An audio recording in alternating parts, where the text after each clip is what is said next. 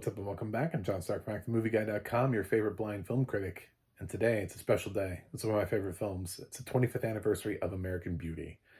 And I'm still saying that, and I know who the lead actor of this film is. We can't change that.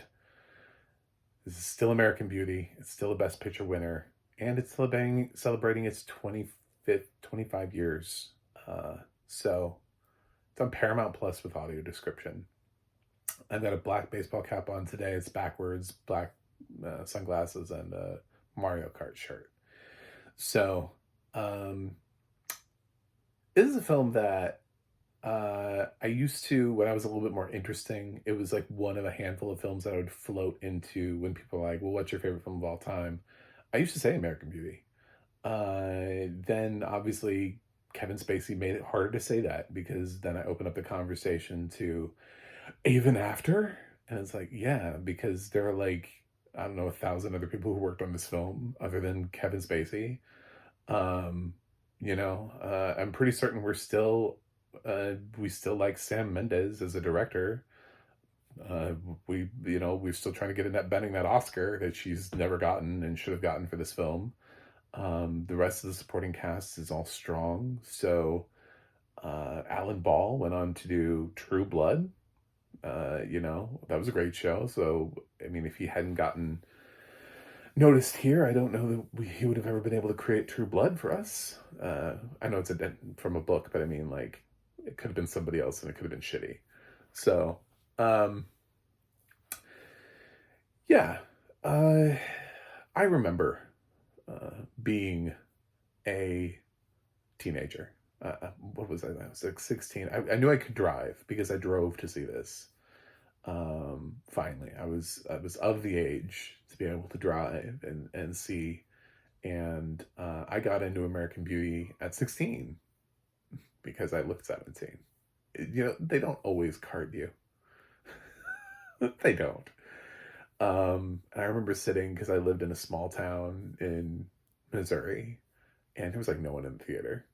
Like, this was not a film that hit this area in America when this film hit. And it's sad because it's like this film went on to win Best Picture. And I look at the time that it came out and it's like, I remember kind of being alone.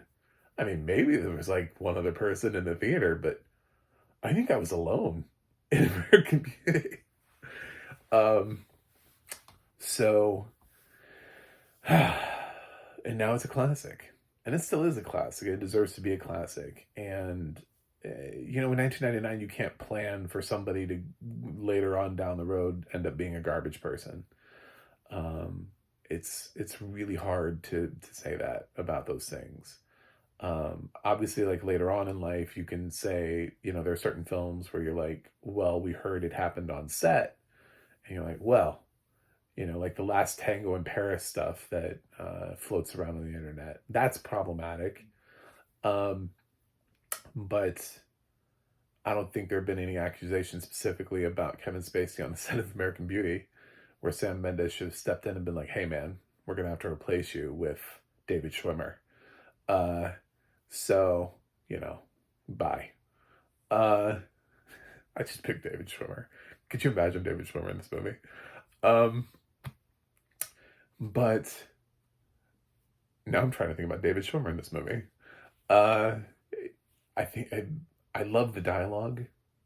I love the script. I think Alan Ball's script is incredible. I think there's so many lines here that are written and they fit American Beauty. It's almost like this, it's weird because we don't always talk like this and people make fun of this film and they're like, do you want to see the most beautiful thing I've ever seen? But then when you watch American Beauty, it's like Sam Mendes makes it work. This look at suburban lifestyle, this peel back the curtain and what's behind that picket fence, what's behind this idyllic, green grass lawn and manicured lawn and this, beautifully painted home and structure. What is inside that house? What is this family experiencing? Sam Mendes really actually explores that, and these characters that are broken down by Alan Ball through his screenplay are broken down in such specific ways that they all have their own unique problems, and it feels like an ensemble cast, and it doesn't feel like it's necessarily a Kevin Spacey vehicle, even though he plays Lester Burnham, the lead of the film. Uh, it gives ample amounts of screen time to pretty much like the main cast. You get to see Lester as he kind of has an awakening in his life where he just decides, he's not going to take it anymore, and he's just tired of the bullshit. And he changes his life, and it's all because he sees a teenage girl in the least likely Kevin Spacey thing, by the way, now of all time. Now that we know what we know, least likely thing to happen is Kevin Spacey lusting after a teenage cheerleader. But Mena Suvari in her breakout role, which she did get some awards like recognition for, just she never made it to the Oscars. A lot of people enjoyed her performance. She could have gotten an Oscar nomination, and since her career has gone, I kind of wonder what would have happened if we had given her one. Would she have been offered better roles? Would she not be in shitty movies now? Anything like that might have saved her, because she does like nothing. No, I think she was in the Nicole Brown Simpson movie. I think she was in that. Anyway, but she's good here as a vapid teenager who believes the world is all about themselves. And she is friends with Thora Birch, who is the daughter, who's Lester's daughter. And she is, it's this weird relationship where, obviously, they're not on the same footing, but they don't really realize it. They don't really talk about it. But they're odd friends. They're, Thora Birch, meanwhile, is concerned about her breast size, and she's looking up like breast augmentation surgery. And this was a bold move for Thora Birch too at the time, coming out of child acting, and then she's being asked to do full frontal nudity in a film. I remember seeing it at the time and being like, Thora Birch? What? We're doing this? Like, because I still remember like little Thora Birch, and it's so weird when you see those child actors like going for it. I wasn't as familiar with Mena Suvari. She also in the same year did have American Pie. So it was 1999 was like a great year for Mena Suvari. But other than having just seen her in American Pie, I wasn't really familiar with her before that. And as American Beauty, I was like, oh, it's a girl from American Pie. Oh, she's in American Beauty now, and she's Thora Birch's becomes sort of the object of affection for the next door neighbor, Ricky. Ricky Fitz, what a great name. Played by Wes Bentley, who also kind of is using this film as his big breakout. And he also got some awards recognition. Didn't lead to an Oscar nomination. It could have. But he got a couple little recognitions here and there. He is the creepy neighbor next door that's not really creepy when you really get to know him. And Thora really jives with him, and Jane, I should use her name too, Jane. Jane and Ricky end up having this relationship where the two of them, they don't really feel like they're quite heard by their parents or represented well by their parents or whatever. So they find themselves together. And Ricky, of course, sees Mena Suvari's character as for what she is. And even though she's trying to tease him at times, it doesn't really go that way. So Ricky is a drug dealer who also does catering and ends up meeting Lester one night and ends up becoming Lester's pod dealer as he's going forth on his journey of self-discovery, which to Ricky's father, played by Chris Cooper, and in another excellent performance from Chris Cooper, he uh he sees this as something else. He sees this as something that it's not, which is aggravated by the fact that when the Fitzes move in, they're greeted also by one of the neighbors, which is a gay couple, played by Scott Bakula and Sam Robards. Uh, Interestingly, Scott Bakula would then go on to also play gay man in Looking, the TV series on HBO. I don't think he is. I don't. He gets cast as this obviously a couple times, but I think this representation is non-existent here. I think the characters are. I don't think either of these men are actually gay. So, which, in the 90s. Meanwhile, we have Lester as Kevin Spacey, who was in the closet at the time. Obviously he enjoyed having this lead role that he went on to win an Oscar for. So, his fears about being found out, so that he would have, and instead of being Lester, might have been paired with Scott Bakula running down the road. I don't know if that's necessarily warranted, because I feel like these two just pair well together. They're not in much of the movie, but the parts that they are in, they're fine. So we also see Allison Janney is Chris Cooper's wife, and she is like catatonic basically throughout this film. It's like there's a backstory there, and I really want to know it. Like she's so gone, and you just don't know why, and it just never really fully quantifies. And I find her so fascinating, and Allison Janney does such a phenomenal job here, and it's so underrated. It's just because the cast is so great across the board that it's really hard to just be like, and by the way, the catatonic mother next door is really good, but she is. And Allison Janney is consistently great all the time, sort of like Chris Cooper is consistently great all the time. I mean, some of these character actors, they pop in and out of things, and they're just fantastic all the time. Um, we've also got we've got Lester's wife, played by Annette Bening, who lost that year her Oscar to Hilary Swank for Boys Don't Cry. And she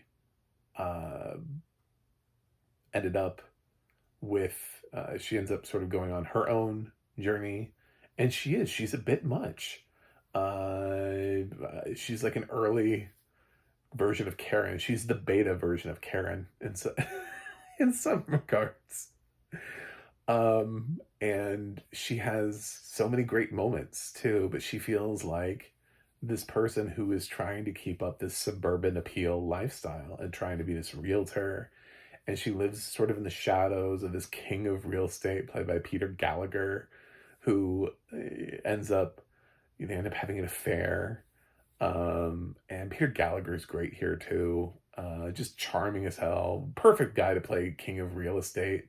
And he and Annette Bening share this instant sort of chemistry together that she lacks with Kevin Spacey. It's actually great casting, because Annette Bening and Kevin Spacey struggle to have chemistry, but that's sort of part of the film, is that they're at a point in their relationship where they don't really work. They don't really fit together anymore. And they've grown apart. They're sort of just robots living inside this house and doing their thing. And it all, like, everything comes together. Kevin Spacey's sort of casting, he drones a lot. He feels like somebody who's exhausted in his lifestyle. It's not like a high energy performance from him. But when he needs to give that powerful speech, he'll give a powerful speech. He's a good actor in that way. And I love how it plays with everything. I love that the movie twists around. I love that at the beginning of the film, he tells you that a year from now I'll be dead. You know what I'm saying? So this is the last year of his life. And then even the final day, he's like, it's, that's true for every day except the day you die. So we know that at some point Lester's gonna be killed off, but it seems like everybody has a reason to do it. And I love how Sam plays with that. Like at the time that when Lester finally is shot, you get all these different camera shots of everyone else and like where were they when the shot was fired? Like, where were you when Lester Burnham was shot? I remember where I was. It's like one of those moments. Um, and so it gradually writes off who it is, and it becomes I I was genuinely surprised by who it was because it seems to strongly be suggesting that Annette Bening is going to kill her husband. It is. It seems like the logical thing. So when it's not her, you're like, well, then who is it? And then you're like, oh, of course. It's of course like, and it's like right there all the time, and I loved it. I think this is one of the best films ever made. I think the colors from when I used to see, I loved the color palette that Mendez uses. He so many roses, and he uses them so much in contrast with the vividness of the shots. To highlight this suburban lifestyle, I loved it. Um, I love the score to this. Like I hear the score and I know it's American Beauty's score. I've also seen American Beauty far too many times, but so of course I would recognize this. If I watched any movie as much as I've watched American Beauty, I'd probably recognize the damn score. But it does have a score that feels unique to American Beauty, and it's also got a killer soundtrack to it too. By the way, it's got a whole bunch of music that they pull out throughout the course of the film and put into it. So sometimes it's hard to have a great score and a great soundtrack, like comprised of previous works. This film pulls that off. This film just pulls everything off. This film, Mendez has directed everybody well here. He's gotten some amazing performances from everybody. I think this is my favorite Kevin Spacey performance. It's not going to change because he's not going to he's never going to get any better because we're not going to have him in anything that's ever substantial ever again. I don't know, it's easily one of my favorite Annette Bening performances. Like a top 3. I do really love her in American President, and I know that's not an Oscar performance, but I love her in American President, and I just thought she was excellent in that. So it's really hard for me to put American Beauty above American President, but damn, she's in like 2 things that both have American in them, and they're both great. And yeah, I mean, I would have given this some more Oscar nominations. I'm not moving away from this film at all in terms of that. I think more people should have been nominated. I think this should have supporting actor and supporting actress nominations. So anyway, I'm happy that it won where it won. And even if I had to take away an Oscar from Kevin Spacey, I would take away his Usual Suspects Oscar and give that away. Totally honest, I would take away that. I think of the 2, I think his performance in this is better than his performance in Usual Suspects, which benefits a lot from the screenplay and less from his actual performance. His actual performance in that is based on the twist. I think that was a judgment we made in that second, and we were like, oh my god, this, and then you get like sort of blown away by the script, and you're like, wow, we have to give it to him. And then when you look back on it later on, you're like, I don't know, is it actually his performance? He spends most of the time just kind of telling the story. So yeah, I love this film. It has audio description that is interesting. It's interesting audio description. I did sit all the way to the end. I figured out how to turn off. Somebody finally told me how to turn off autoplay on Paramount Plus, and I was like, thank you. But I did. I made it all the way to the end, and it didn't list the company. I was like, God, what the the first time I get through all the way to the end on something, and there's no company. There's nothing at the end. There's just. I was like, who did this? Anybody? Nobody? I really want to know because I like the narrator's voice. I think my comment on this, and I like the way that it's balanced. Like it's balanced really well. It sounds fresh, and it matches. This film isn't that old. It's 1999. It's something that because it hit around the same time we had DVDs, it's lived up pretty well and doesn't feel old when you watch it. It doesn't sound 25 years old. It doesn't sound like this film. There has not been degradation in terms of what this film is like. So he sounds fresh, just like the film does. So it sounds like sort of newer audio description. My only note would be, I love that for most of it, he has this upbeat mentality. There's a very upbeat tone that our narrator uses. I'm not familiar with the voice. That's why I really wanted to know who it was, because I actually really enjoyed his voice. My only note would be at certain times when the tone shifts, I think he should shift also. Sometimes the persistent optimism didn't work. There were some scenes where he sounded too happy for what was going on. But otherwise, I think I always heard, if you're talking to somebody on the phone and you want them to hear you smile, because they can hear you smiling on the other end of the phone, and it sounds like you're having a good time and whatever. It sounds like this dude is smiling big, the whole movie. And maybe he was. I would totally hire him again. I would just give him the note and be like, think about what it is. And I think maybe if you pass scripts to narrators, again, because I don't know the company, there's no company that's attached to this.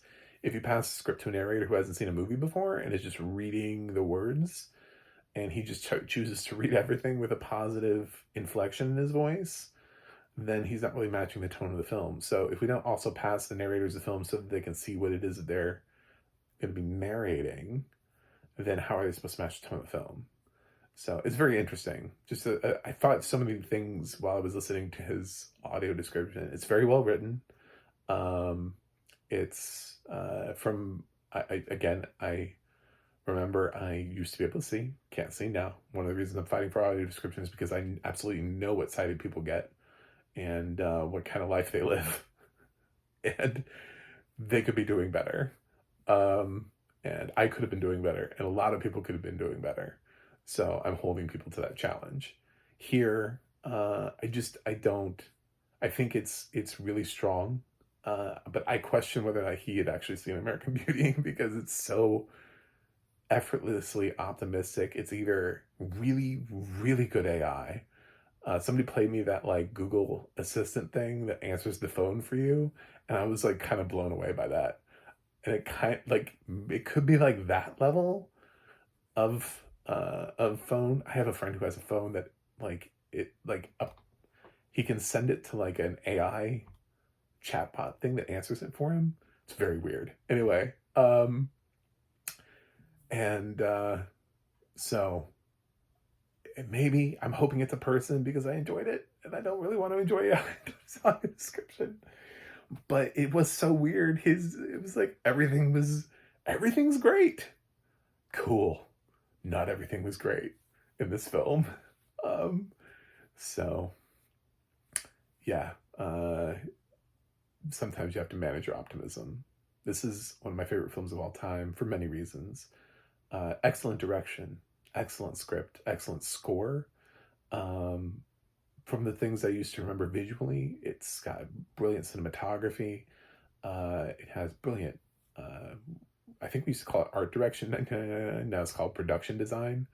So art direction feels more appropriate when talking about American Beauty than production design. But either one, it's beautiful either way. This film it's a gorgeous film, But even as a blind person, I loved it. This is not a film where I like lost the experience, where I was like, oh, I can't enjoy this film anymore. No, I was still caught up in it. I was still enraptured in one of my favorite films of all time. So so far, since Losing My Vision, there's only been one film where I was like, oh, it doesn't translate. And that otherwise it's been great. It's been great. And I've been able to enjoy, and it takes me back. And I'm happy 25th American Beauty. Uh, Fuck Kevin Spacey. I'm gonna give this film. uh, Make better life choices, man. I don't know what to tell you. Make better life choices. Um, I always knew he was gay. Like, there was nothing about Kevin Spacey. I think it was like the world's worst kept secret.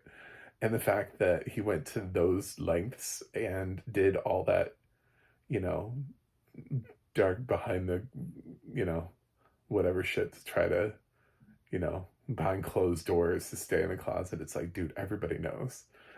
I think everyone knows. It's anyway, but yeah, I guess that's me addressing Kevin Spacey. No, I no longer like him as an actor. No, I don't get excited in future projects with Kevin Spacey. I think after a certain point, if you continue to hire Kevin Spacey, that's on you. And I think those projects, people who join on to those projects, people who hire him from now on, it's just kind of like, why are we doing this? Why are you doing this? There are other actors. Like, I could see him doing student films, like he'd be great for student films.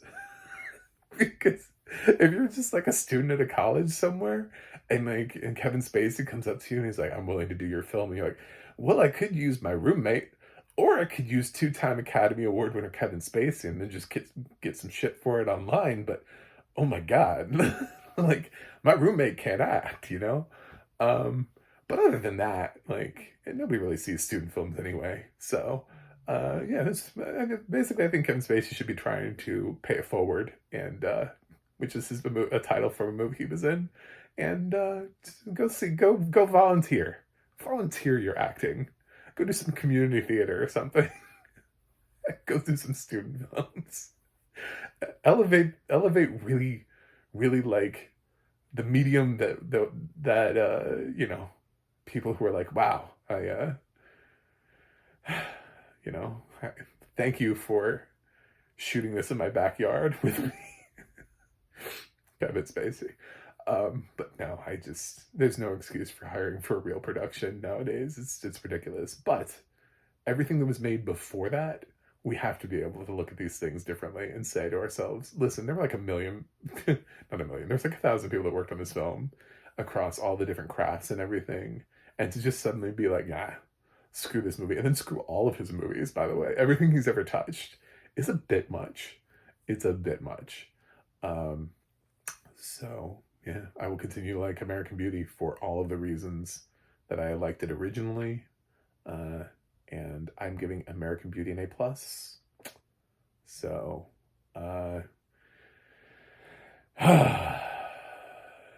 that's it.